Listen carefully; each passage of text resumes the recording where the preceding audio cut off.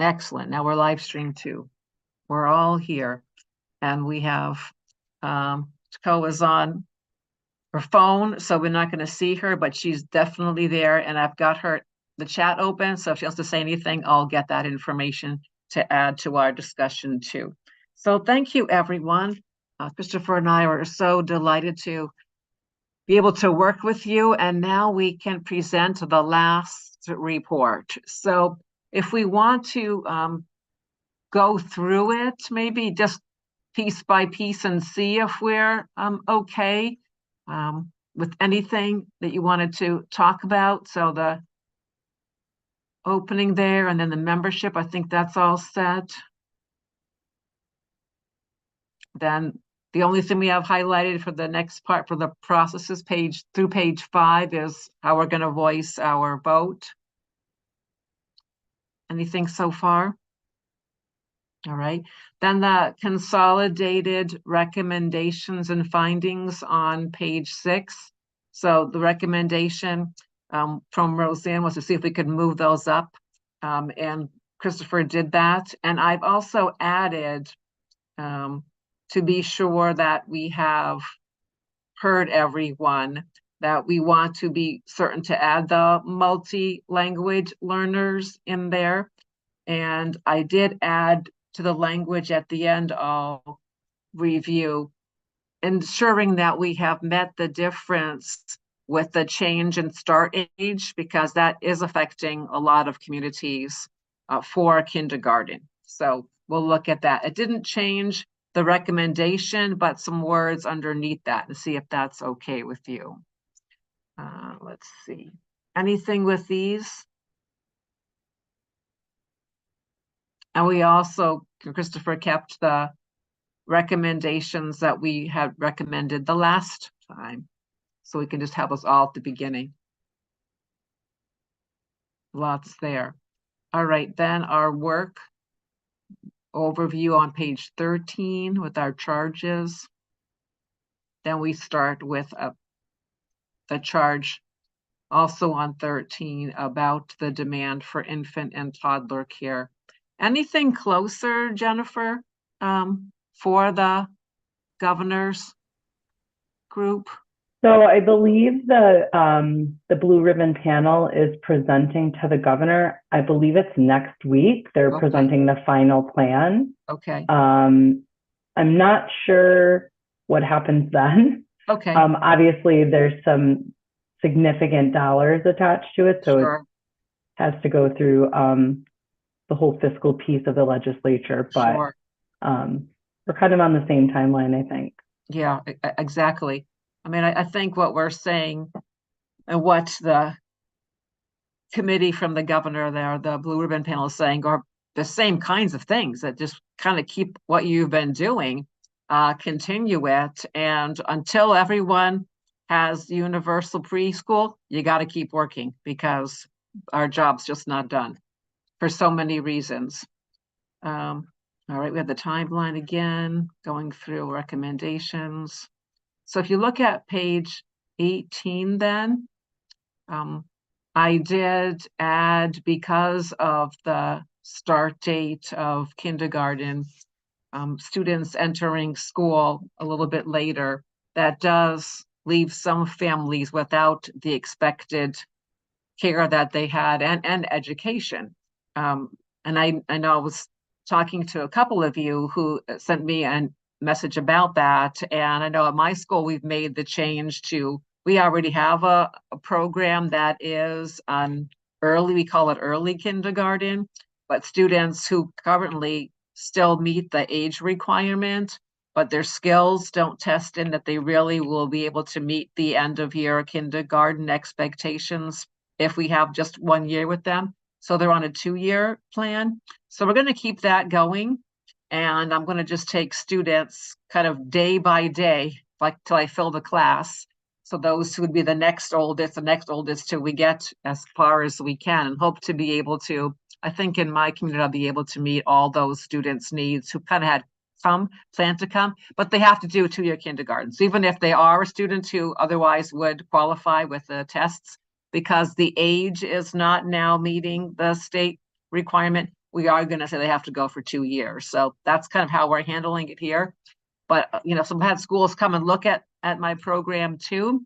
The problem is that there is some cost still, unless you already have a program like I have, where you can take one of your preschool or one of your kindergarten classes and make it then a classroom for those students.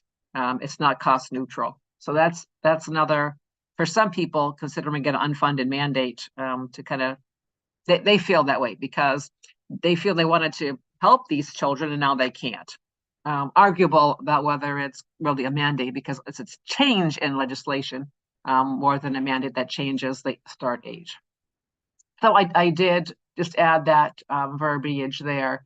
And then the idea of the multi-language learners we talked about last time, and I wanted to put in there that it is still an asset, but that there really might need to be some more work to get them to be successful in school, those multi-language learners, and that's going to require, some kind of dollars to help those students. So did these seem okay?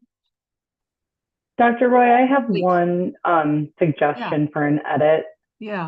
Number 33, given that the charge for the infant toddler piece is specific to infants and toddlers, I would say for number 33, we change that age range there from 3 to 5 to ages birth to 5. Oh yeah. So we're encompassing that infant toddler sector as well. Is that okay with everyone? Yeah. All right, so we got to put it also at the beginning. Let me just make that change with those. And we'll need to make it farther down in the document. Yes, it's three places. Yeah. Absolutely. Okay, so I got it in 2, birth to 5. I got it at the beginning. I've got it in that page we were on. And then let me go, it's around 70 something if I recall. Let me see where that is. No, not 70, it's in 50, let's see, 50, no. Maybe it might be 70 after all. I thought it was around there. Let's do it while we're here.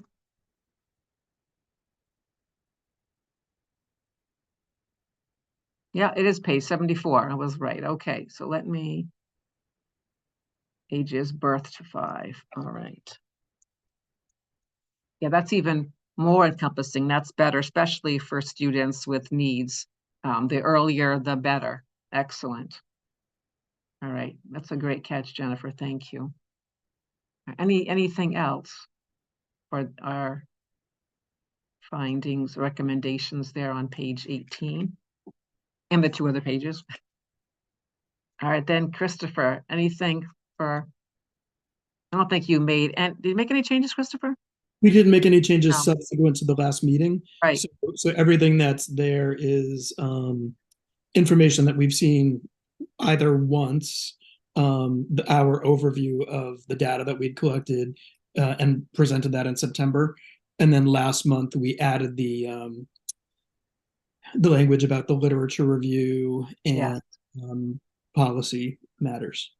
So yeah, so there's nothing here that hasn't been seen at least once, sometimes twice. Right. Okay. Questions about this?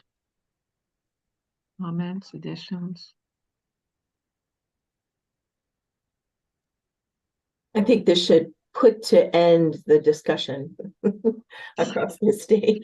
So the only thing that I'm worried about is we don't have a quorum, and although this is not an official Robert's Rules board, I would feel better if we had one more person.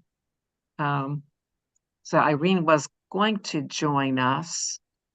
Anyone else we can phone? A friend here who's on this list? Back on page 3.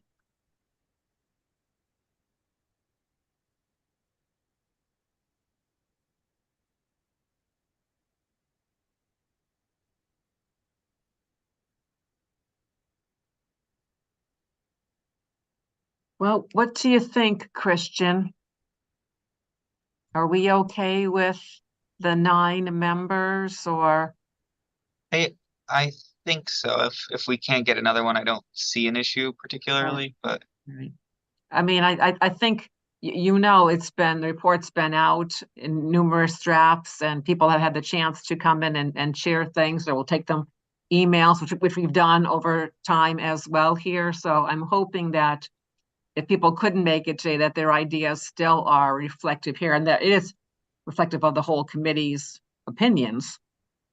And the truth of the matter is, as I'm looking at the list, Yeah, there are a great many folks on the list who haven't come to meetings this honestly, year. I know they're there, but we haven't seen them this round at all. So, Yeah, and as you say, everybody's had multiple cracks at the apple, to read it through. right. So, I mean, we can buy a little time, Alicia, Yeah. before voting. True. By thanking everybody. That's right. We were Alicia and I were talking the other day about how, I mean, I've never served on one of these bodies before, but it's been a real privilege because everybody's really contributed so much, and has cared so deeply. So, and I don't know whether I said to you guys, I don't think I did, because I had a meeting. So I had a meeting with Senate President Looney and Courtney Cullinan, who is his policy aide, and she was talking about. Oh, actually, it's funny because one of you people is a mole. I'll share that.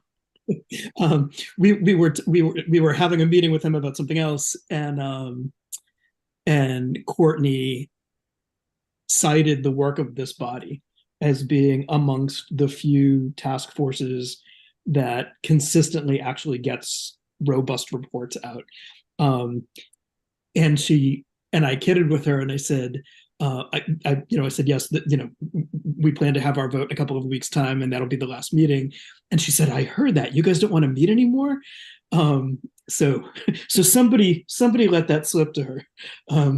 And it may have been me talking to Anne Marie, so I may have to take responsibility for that. I am trying to spread the word that we enjoyed this privilege, and maybe it's time for someone else to enjoy the privilege. But thank you. You guys have been, steady and solid. And absolutely. Yeah, lots of ideas, ongoing to support this work. And we couldn't have done it without everybody helping us here. So we really. As I was going through our recommendations, not for these two charges, but as I was going through the action that the legislature has taken on the recommendations that we submitted 2 years ago and that we reminded them of last year, I really do think we have, moved the needle in a lot of ways, not as far as we would like, but the legislature's, taken the input seriously and acted upon it. Absolutely. And I'm hoping that, with all of this work, again, we just move forward. It's hard to say what's going to happen with the work that your subgroup did, because it's been an ongoing discussion, but I think you've given some nice next steps so that if down the road this truly is serious and they want to do this, well, here's what you got to do first, right? Because I think those things can make a difference. And then the state, if it decides to make that change, it won't be so drastic if the other things are put in place first. So I think that's wonderful. And I feel really good about where the state has come with the early, care for children, and hopefully can just keep moving forward. I mean, I really feel proud of that work too. So thank you, everyone. So I think then we're at the end. Alice, please. Oh, Alice. Oh, yeah. I just wanted to add something.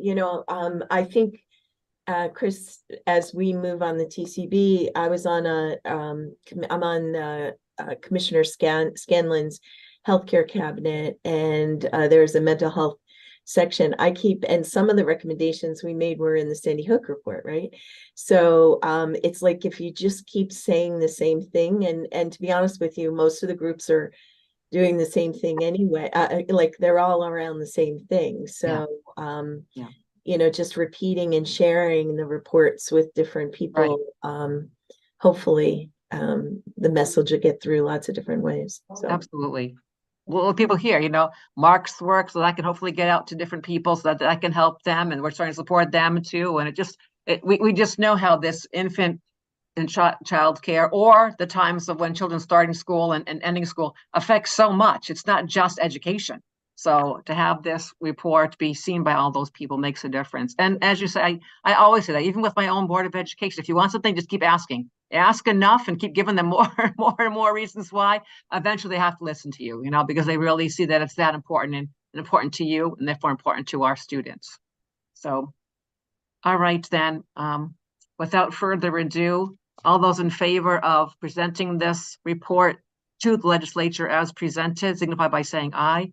Aye. Aye. Anybody opposed?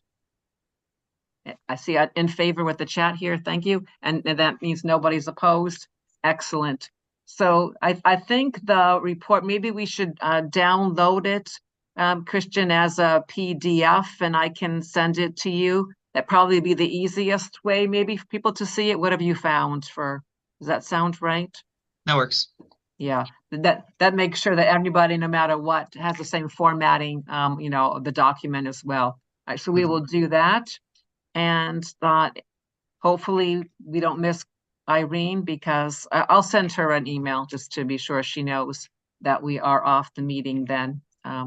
And have a wonderful Thanksgiving, and I'm sure we'll see you in other capacities as we move forward, although I am retiring in June. So hope to, yeah, I know. Congratulations. 36 years. So yes, it's a great time. I mean, my school's in great shape. I feel really good about all this wonderful work. So I'd like to leave then. Thanks, Jennifer. I appreciate that. And anything else then? Again, Well, thank you, everyone. Both too. We want to thank you guys for organizing and moving this ahead, because I think you were really great spearheading this force and keeping us on track. So thank you. Thank you. Yeah, I'd like to say the same thing. I think you guys were wonderful, and I've never done this before, and I truly enjoyed it. So we appreciate having you as well. So thank you. We couldn't have done it again without you.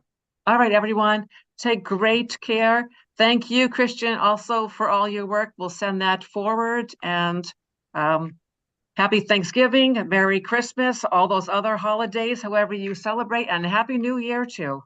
Bye, everyone. Bye. Thanks so much.